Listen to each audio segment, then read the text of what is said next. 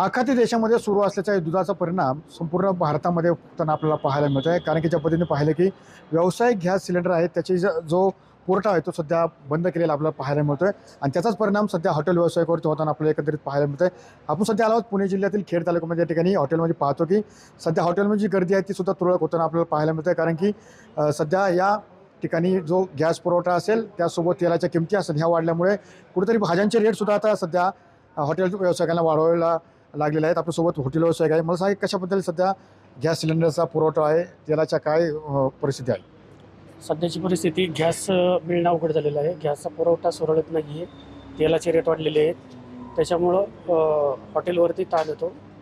भाज्यांचे रेट कमी असल्यामुळं बाकीचे रेट वाढले ते म्हणजे डिफरंट थोडासा जी टाकी समजा 1000 रुपयाला होते तर ती टाकी आता 2000 रुपयाला झालेली.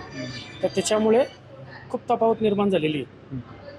तेलाचे रेट पण थोडे गगनाला भिडलेले आहेत. त्यामुळं खूप तारेवरची कसरत करावी लागत आहे आणि अजूनही गॅसचा पुरवठा सुरळीत होत नाही.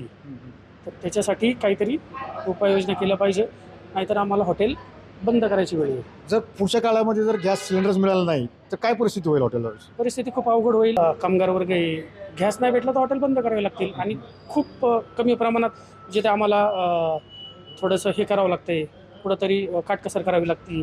नाही नसेल तर आम्हाला भाज्यांचे रेट थोडेसे प्लस करावे लागतील. नक्की ज्यामध्ये पाहिलं की खरं तर कुठेतरी हॉटेल व्यवसाय करायचा म्हणलं तर भाज्यांचे दर वाढवावे लागतील.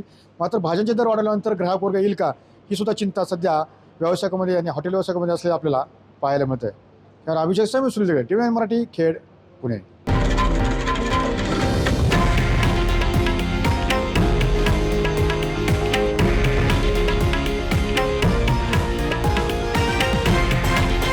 हे आहे देशातील नंबर 1 न्यूज नेटवर्क आणि आपण पाहत आहात TV9 मराठी, एकमेव.